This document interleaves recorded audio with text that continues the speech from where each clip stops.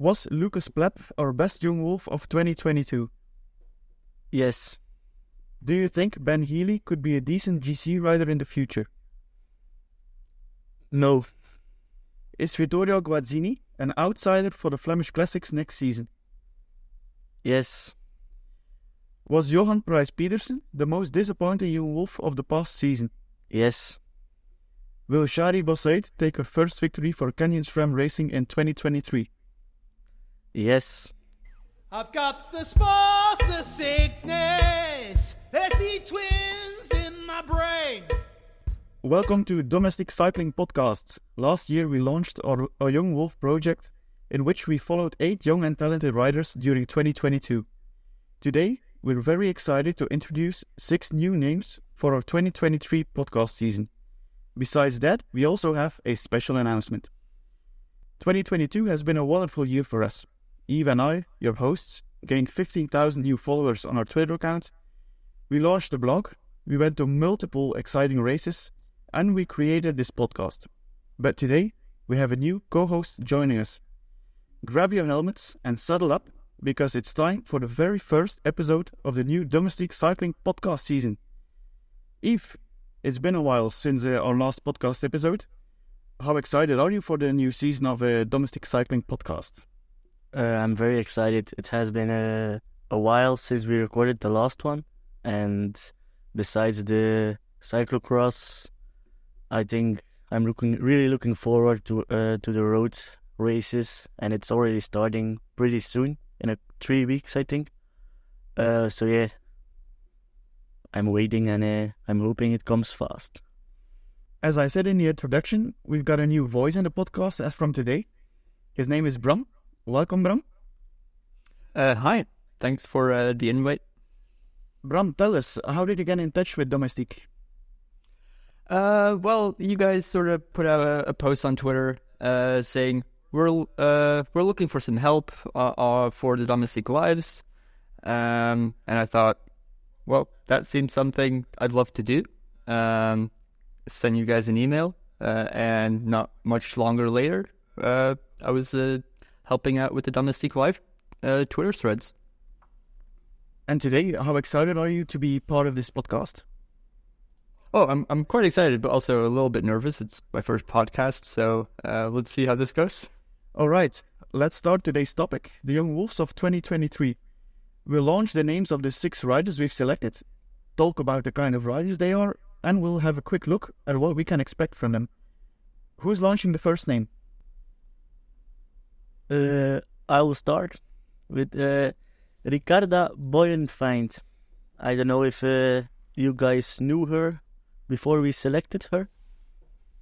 I definitely didn't. I had not heard of her. I did. She was part of the Canyon SRAM generation team, I think. Yeah, indeed. So she's born in the year 2000 in Germany, and she's educated on the track as a junior. So just like last year, a lot of young, talented riders have an education on the track. She coached herself from 2018 till 2021 because she wanted to focus on her studies. Do you know, what did she study, or don't you know? She studied teacher. She's studying for teacher, and now in 2023 she goes for her master degree. So she wrote her scription last year. I don't know, she need to hand in her scription in January or February, I think. So she will focus on cycling in 2023, but she will try to do the master degree as well. So she signed with the pro team Canyon SRAM.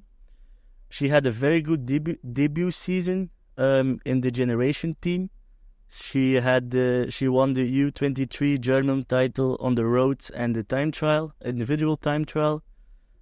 She won the Visegrad for Ladies race Slovakia. We need to be honest, it was a slightly weaker field and the competitors weren't on the highest level. Then she had a bronze medal in the U23 World Championship, road and individual time trial. It's important to know that the road World Championship for the U23 was the same race as for the elite. So they were riding all together, and she finished 20th overall, I think, in that race. Which was a pretty hard race, as I can recall that correctly. Yeah. I know we were looking at that race, and I already had an eye on her because I also already was interested in her story. And it was like they had a different race number and a different color, I think. So it was... Yeah, that was a really weird race. So it was like looking in the peloton, okay, that she are for the U23 title, and the others are for the elite title. It was kind of a race within the race, which it was nice to follow. It's funny, and I don't know if I'm really pleased with the U23 riding together with the elite, but I think that's a completely different discussion. That needs to be changed as soon as possible, in my opinion. Yeah. I agree here. Otherwise, some nice podium places in the Lotto Thüringen Ladies Tour. She was second in the general classification behind Manley. Who is she as a person? She's very nervous. So every time she needs to go to a race, she has a lot of nerves, and it settled down once the race evolves. She now has a trainer. It's Mario van Hoof. He knew her when she was riding with the U13 in Germany. And is he part now of Canyon SRAM as well, or? I don't know if he's paid by Canyon SRAM, but I know he's the coach of Ricarda. But I don't know if you can. He's German too. Yeah, he's German too. All right. She needs a bit of freedom in training. She says herself, like, not just the raw data and the watts. Like in the news earlier this week, we saw a young Belgian talent quit pro cycling because he didn't enjoy it anymore, because it was too much focused on the raw data. That was about Victor Verschava, I think. Or... Yeah, indeed. And it's like she needs the freedom as well to train, and to train on the feeling, and not just I need to push 250 watts for so much minutes. Yeah, she knows it. She knows it's important, but she needs a bit of freedom as well. You can consider herself as a climber, but with quite a fast finish. So she can sprint and take a win in a rather smaller group. And then her a quote that I could find on the Canyon website is, "I want to support my teammates to achieve great results and have fun. Lot of things to learn. My goal is to develop myself as a rider and a person.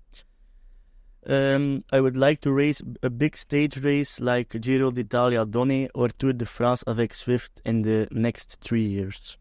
So basically we will see her as a domestique this year. Yeah, I think she will mostly domestique, but I think when there is a chance in a smaller race, I think in the Lotto Thüringen Ladies Tour, for example, it's like really close to her birthplace. Is that a hard race, or is it mostly flat? I think it's 2 or 3 rather hilly stages, so not really big mountains. But I think she was a second last year in the generation team. So now with a bit stronger support, she can maybe try and take the overall win. So am I right when I say she has a decent time trial and some strong climbing skills, or she's very versatile then? I think at the moment she's very versatile. Like when you look at her results, she mostly shines when the parkour is hard. But you see when there is like a group of 20-25 going to the line, she's not in the last part of the group, but she goes for a high place then as well. And time trial, she won the U23 German title and the bronze medal U23 World Championships. So yeah, she can time trial for sure as well. When the time trial might improve, the future might look bright as well for her when it comes to Grand Tours, or is that very early to say? I think it's a bit too early to say, because we should give her time to settle within the pro team. And but not this year, but it might be in like 5 years or something. I definitely think she has a really big engine, being national U23 champion in Germany in road race and TT at the same time. It's not that easy. Definitely one of the biggest talents they have. She also got second place in the national road race in like the senior category. So I definitely think that she has a bright future ahead of her. We're living in Belgium, and we go to the races a lot here in Flanders. Can we expect her in one of the Belgian classics, or isn't that her thing? I don't think we will see her in the Flemish classics, or it would surprise me actually, because I don't really know what she will focus on. I think her focus will be more on the mountain stage races, because she says herself she wants to be in the Giro Donne or the Tour de Femmes within 3 years. So she will ride probably more stage races and not the classics here, but you never know that she will ride Liège or Wals-Sapel. Yeah. It's definitely something that she should be able to do. All right. First exciting name. Is there anything else, Yves, or are you finished about Ricarda Buitenfeind? I'm finished about Ricarda. All right. Next up, Bram? Sure. I want to introduce you guys to Mason Hollyman. Had you guys ever heard of him? I heard of him last year.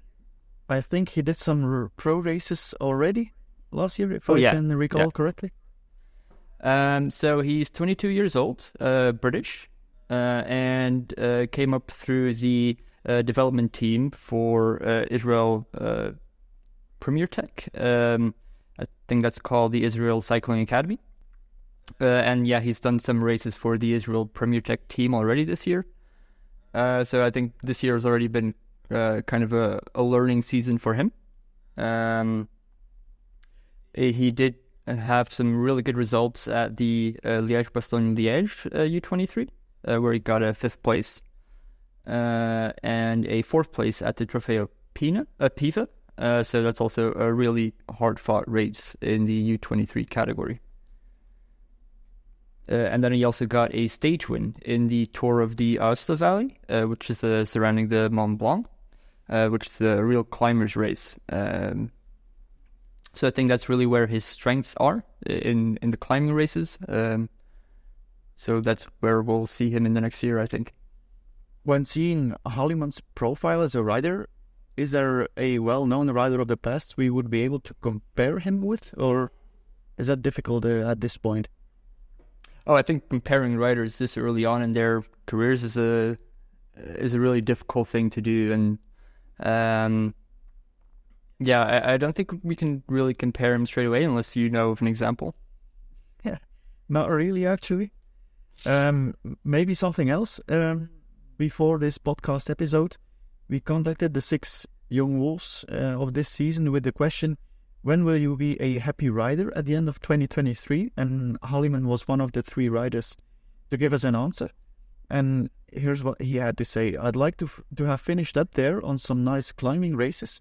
And it would be nice to get a win in a Point 1 or a Point Pro race. So there's some ambition. Yeah, definitely. Actually in 2021, he even won a stage in the Tour of Portugal U23 race. So he already knows what it's like to win a race, but looking for a pro win in your first full season, that's definitely ambitious. But I think he has what it takes. We all know Israel Premier Tech has a big amount of older riders. Does that give him more room to develop, or brings it more pressure too soon in his career because he's like the rider with the eyes on for the future? I think he's definitely able to develop sort of in the shadow of the bigger names. Like the spotlights are going to be more on those guys. So he'll be able to just quietly work on some results in their shadow. And of course also Domestique for them when needed. I think we had quite some laughs about the Israel Premier Tech team being really old. But I think they are doing really good work behind the scenes with the academy team. There are a couple of big talents, I think, who are just sitting there, progressing, developing, and now Mason is one of the guys who's coming up to the main ranks right now.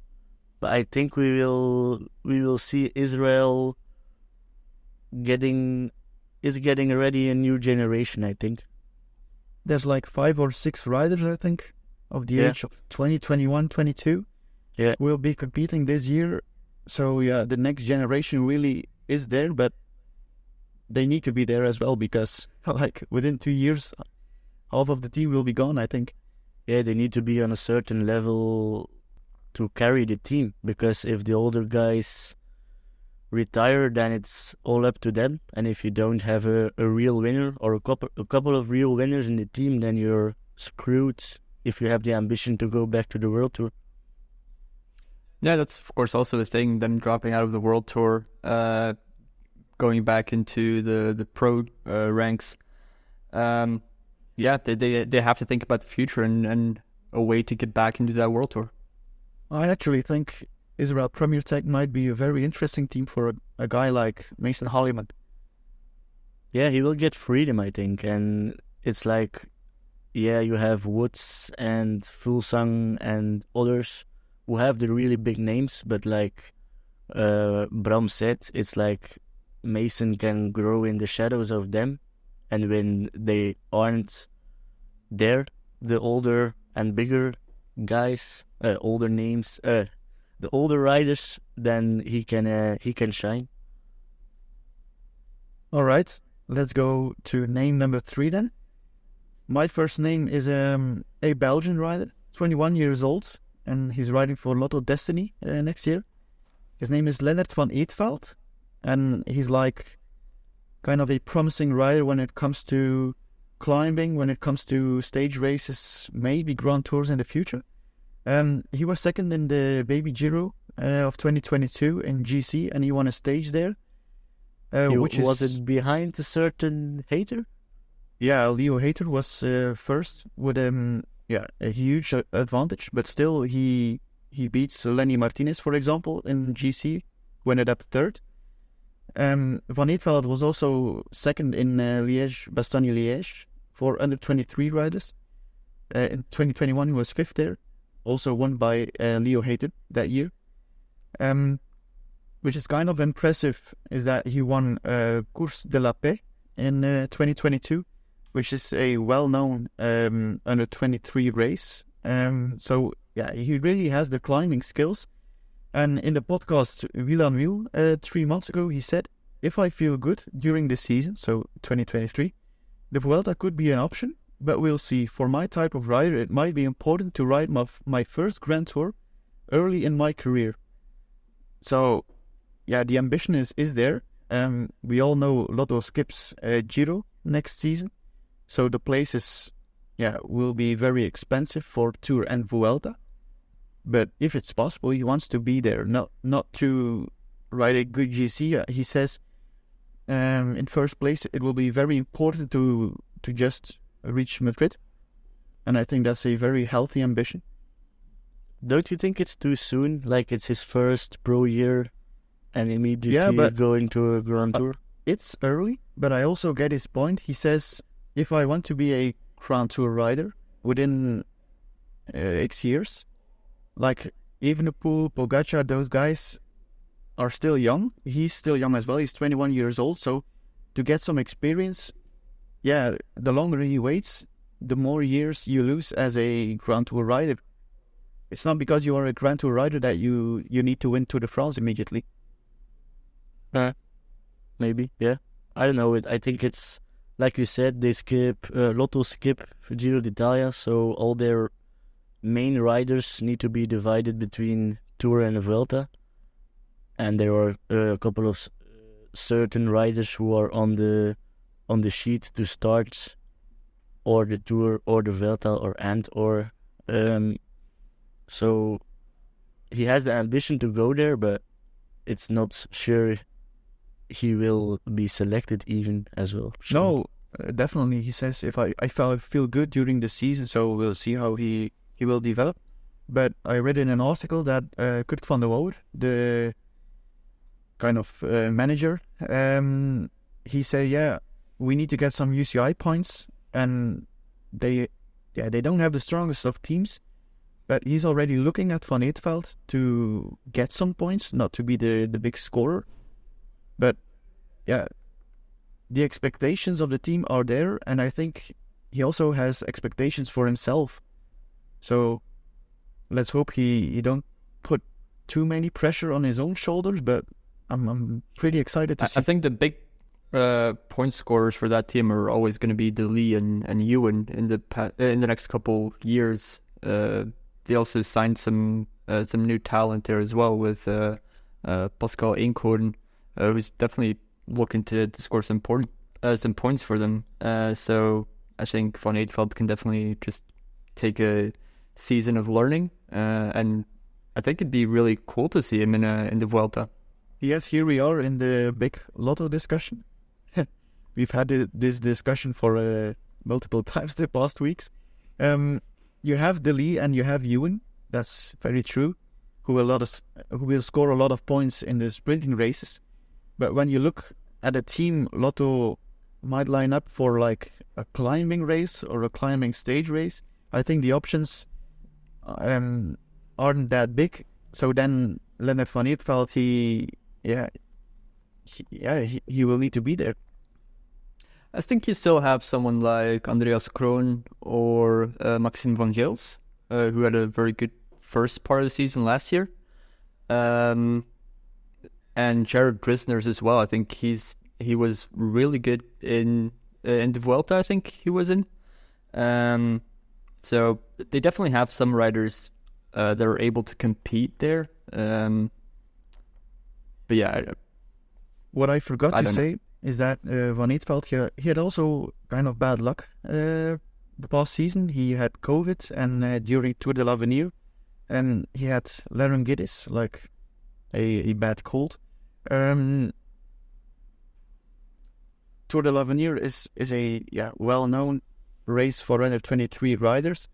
He was looking forward to a battle against Kian Uiterbroeks. So, yeah, I'm pretty excited actually to see Lennart Van Eetveld, and I've got high hopes on him. Yeah, definitely. I don't know, what about you? Yves, I know you're not the biggest of Lotto fans, but you got to admit, this guy, he has talent. He's one of the young wolves, so we need to cheer him on for the 2023 season. I don't really like the kit he will wear, but let's hope he gets some good personal results. And maybe it's a step up towards a bigger team in a couple of years. So you're already looking forward to the moment he's going to another team? Yeah, but I'm not gonna discuss the whole Lotto thing, but they did some good transfers this season, but like in Eduardo Sepulveda, God knows why they brought him to the team, for example. The fact he wrote on the social media he was looking for a team, he needed a team, and then the social media manager from Lotto said, let's send him a message and ask him. Yeah, I don't know. It's like Jacopo Guarnieri is a good transfer because Kluge left. Yep. But he's getting old as well. I think he's 35. He's 35 years old. So why don't you invest in a bit younger lead-out man? Like I don't know how old Ewan is, but I think Ewan is younger than Guarnieri. He's 28 right now. Yeah. that you just bringing a leader man who's younger and who can work together for the rest of you in his career, and not like now Guarnieri 2, maybe 3 years, and then it's You need to take into account that Arnaud Delis is also there. You need to have multiple lead outs then. Yep. They still have Jasper de Beest. But yeah, it might be a problem in the future. Maybe to finish the Leonard van Eetveld topic, we also asked him the question when he would be happy after next year. He said, I will be happy when I'm competitive in the smaller races, and I feel like I will be competitive in the bigger races in the future. So, it's a very mature answer, I think. Yeah, definitely. He's there to gain some experience, and he might try to win a smaller race like Mason Holliman said as well. Yeah. So that's it. On to number 4. I think number 4 is one of the more well-known young riders within the peloton. He won the Baby Giro. Leo Hayder. He defeated Van Eetveld. The Hayter family is well known because of the big brother Ethan Hayter, who had a good 2022 season. But his brother isn't the same type of rider. Ethan is more the fast man at the finish, in a maybe a bit more difficult stage, and Leo is more of a climber. Leo is born in Great Britain in 2001. He completely blew up in 2022 with Hagen's Burman Action. He won the Giro d'Italia and 2 stage wins there. But his stage 3 was really impressive. It was a stage of 177 kilometers with more than 5,000 altitude meters. And he finished 4 minutes and 55 seconds in front of the first chaser. So that's a real demonstration. That's no words for it. If you can do that in the Giro under 23, where all the best young talents start, it's I think the peloton underestimated Leo a bit in that stage. They probably thought he will come back to us because he's overdoing himself, but he proved them wrong. Besides that, he won the U23 British title in time trial and the bronze medal in the World Championship U23. In 2021, he won Liège-Bastogne-Liège for the U23, and it was still within the DSM development team. Why didn't he stay in the DSM development team? Well, he at the end of 2021, he went to the management of DSM and he said, I want to become pro before 2023. DSM said, no. And if you want to become pro earlier, then you can look for other options. So he knocked on the door of Axel Merckx, started his season with Hagen's Burman Action, then got announced for Ineos the 1st of August and was a stagiaire starting from then till the end of the season. I'm always pretty excited to see riders from the Hagen's Burman Axiom team going to a new level, because I think that's one of the best teams you can be as a young rider. You get a lot of skills learned there, but still, Ineos is something else, of course, but I can't really see why is Ineos the perfect team for him. Like, it's a good team for young talents, but there's also a lot of other young talents to battle against. So I understand what you say, because it's a really talented squad, and it's not the first year they signed some really young guys. They started that switch 1 or 2 years ago with the Carlos Rodriguez, etc. And now it's Leo Hayder, who's announced together with there is another really young talent announced, and I forgot his name. It will come back to me. But yeah, I think for his first pro year, it's good. He's together with his brother. Like he said, he's very proud to be able to ride for Ineos. He has been inspired by the team since he began cycling, and he already participated in several training camps. He says it feels like home, and he can't wait to start. That's probably because his brother is there as well, so it's a bit more of a familiar environment, and it's a team that's settled in Great Britain as well. So I think he will get his chances this season, but he will need to do quite some domestique work as well. You already mentioned the similarities and the differences between the two brothers. Do you think we'll see them a lot together in races, or will they have a different schedule? I think they both scheduled already for the Tour Down Under. I know Leo Hayter is gonna ride Down Under, and Ethan, if I recall correctly, as well. So they'll start there together. I think we will see them race both at the same time often. Yeah, to make sure. I think if Leo goes towards a race in Spain, that he maybe, I don't know, it's just a feeling that they will be selected in the same races a bit. But Ethan will probably once again do the Flemish Classics, I think. Yeah, I hope he is, because he's a fascinating rider. But I can't see that will be the case for Leo Hayter then, as he's more of a climbing rider. Yeah, it will be the stage races, the Point 1, the Point Pro stage races, most likely. Uh-huh. And I would save him a bit for the World Tour races are maybe a bit too high for him, certainly in the first part of the season.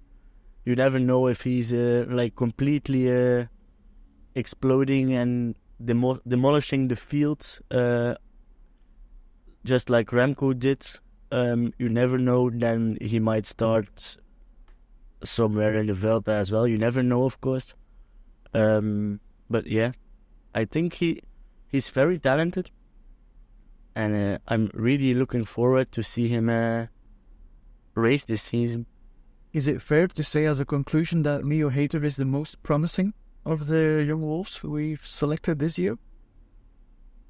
I think we can say he's certainly one of the most promising riders, and I think we expect the most of him result-wise, or I do at least, because he has the name, he has the results the last couple of years. But it's not because you have a name that's well known that you have the legs to win races or have really good results. But the name might be a disadvantage as well, at a certain point. Yeah, but I've been reading some interviews, and he looks quite down to earth, and he's really enjoying to ride the bike. It's not work for him. It's like, yeah, it's nice on training camp. I feel home. It's cool. And yeah, like the fact 9 World Tour teams were interested in him after his Hagens Berman adventure says enough, I think. True story. All right. Then it's up to you again, Bram. All right. I can introduce you to Kim Katso. I don't know if I'm pronouncing that right. It's a difficult name. She is 21 years old from New Zealand. She is going to the Jumbo-Visma team. I think they had their presentation just this week. So she was there as well. What do you need to know about her? She had her background in triathlon. She did half Ironmans even. So that's already quite impressive. She is a TT person and a climber. So I think definitely also a really big engine for stage races, perhaps. I think her best result this year is definitely her win in the U23 time trial championship in New Zealand, where she actually blacked out after the finish. She was completely spent, but apparently the conditions there were pretty horrible, above 30 degrees with high humidity. So it was a really tough race, but that just goes to show that she knows how to suffer. I'm just looking at the results in that time trial, and she finished with the exact same time as the silver medal. But I think the milliseconds will give her the win, of course. But it's funny to see they both rode 40.2 kilometers an hour. Yeah, sorry for the. Yeah, that was a really close race. Then she also showed herself at the Mont Ventoux Dénivelé challenge, where she got her 5th place.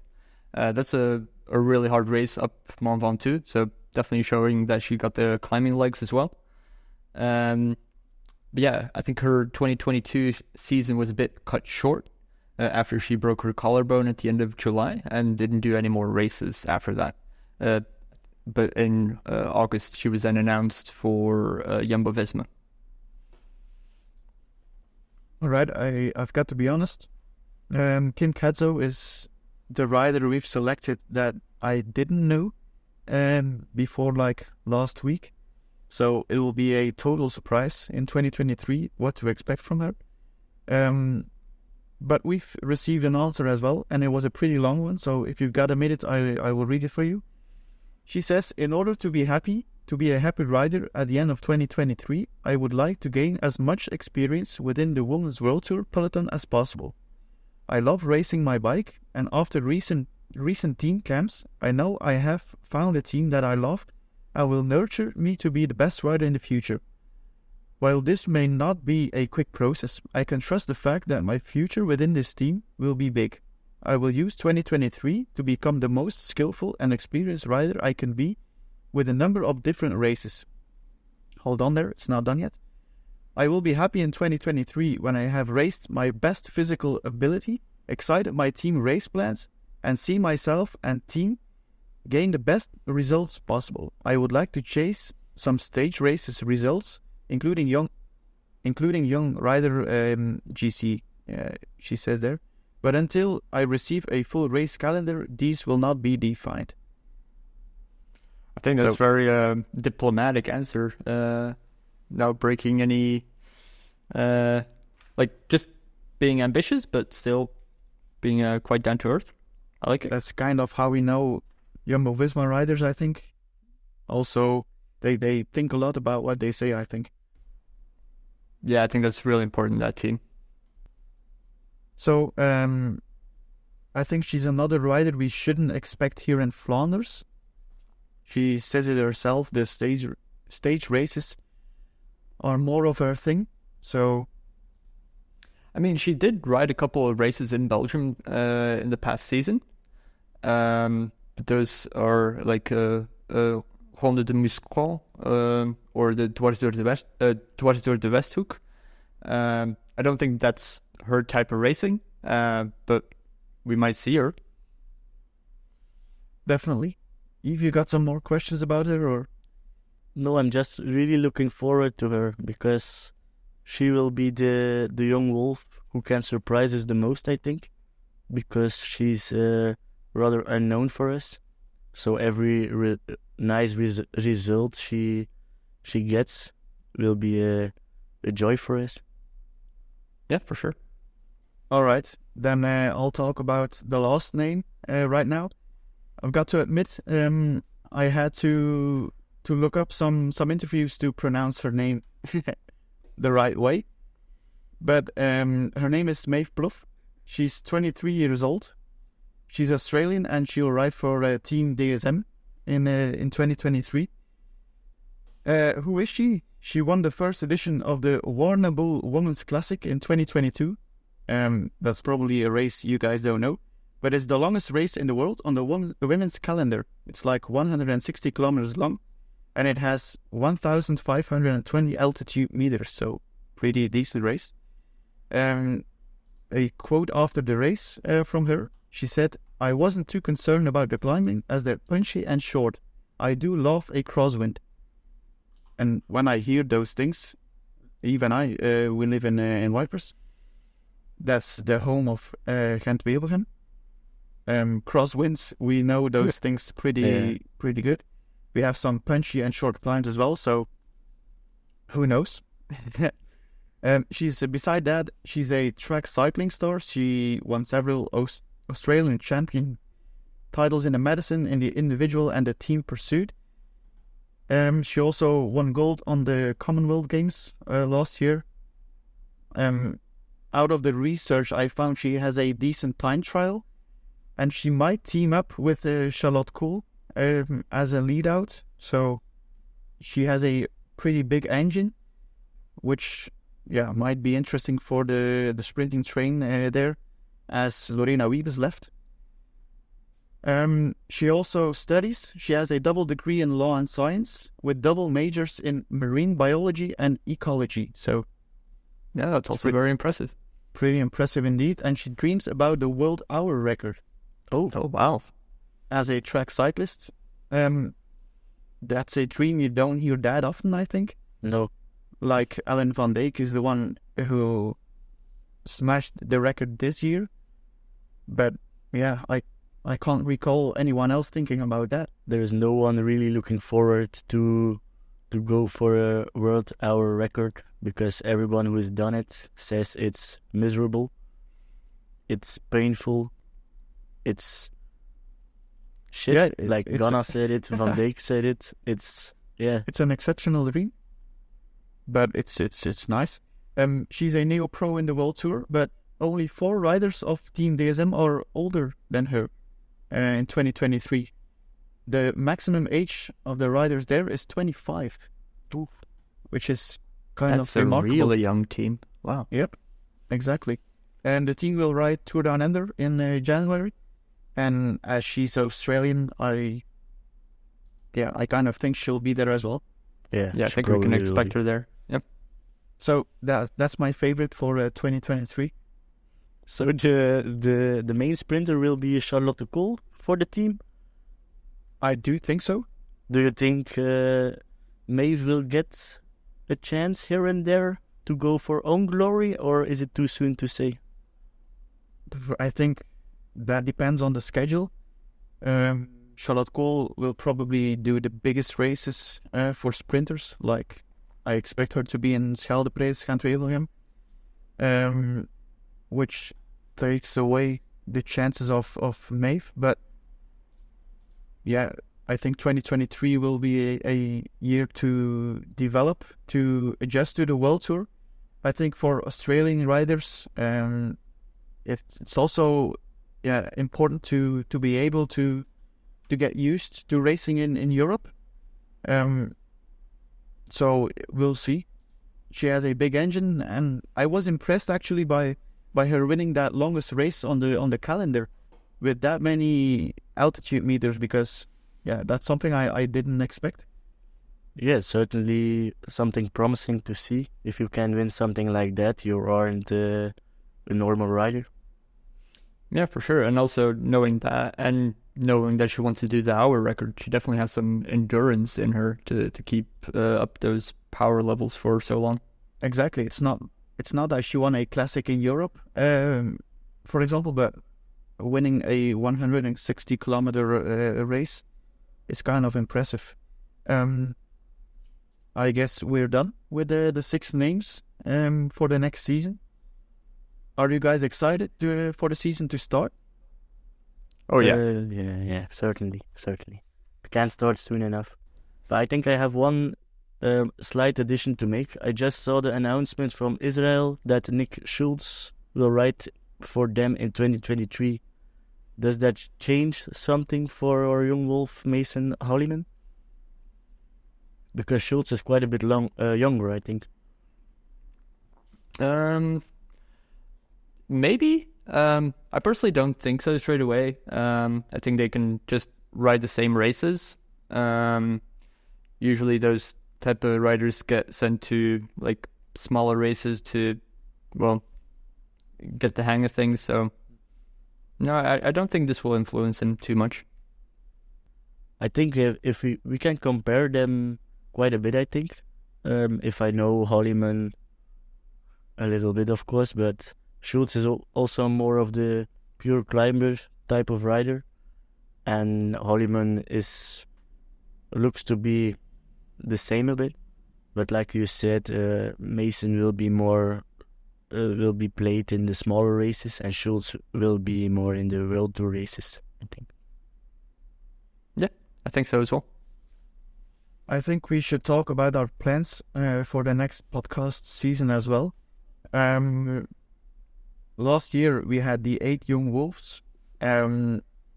We talked about episodes completely about those 8 riders, but that won't be the plan anymore, right? No, we will make episodes with the main topic, and after every episode, the last 10 minutes will be a roundup about what happens with our young wolves. So the listeners can expect some more, cycling news, hot topic news from us. To finish this episode, Yves, I want to get back to those 5 yes or no questions from the very beginning. You said Lucas Plapp was the best young wolf in 2022. Was it a difficult choice? Yeah, actually, because quite a bit of our young wolves performed really well.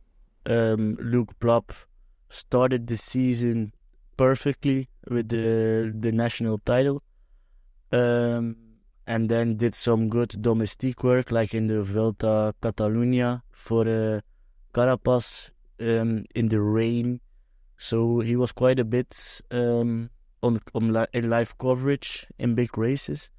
But we have a Vittoria Guazzini and a Shadi Boussaid who rode an exceptional first debut season as well. Guazzini did loads of work in the Tour de Femme, I think, for Sicily. Yep. And Shadi, same for Cassia and others in that team. There was a question about Guazzini as well. You expect her to be an outsider for the Flemish Classics? Yeah, I think she really has a big engine. She proved herself last season. She can time trial. So if you give her a gap, there is the chance you will not see her again. I don't know if we really can compare her with someone, but I see a little bit of Grace Brown in her. Like, when she's gone, she can win it. And is there room for a small prediction from your side? In which classic will she be an outsider? No, because it will fire back. I had a race in mind. I think Dwars of Vlaanderen might be a race that suits her. Yeah, it might be. Yeah. To finish, the question about Shadi Boussaid, 2023 will be the year of her first victory for Canyon. Yes, sir. Which race will she win? Which kind of Handwheelhead? You said earlier that will fire back about Guazzini. And she will win in Ypres. He's just speaking out his dreams. Imagine. We will listen back to this podcast the Sunday she wins it. Bram, this was your first episode. Yeah. It's been interesting, especially talking about young riders. I've never been one to follow the under 23 categories, but to research this episode, I really had to dive into it. And honestly, there's a lot of really interesting stories there. So for the next season to follow those stories a bit closer is going to be really cool and interesting. All right. On to the next one then. Goodbye. Bye-bye. Bye. I've got the spores, the sickness. Let's be twins.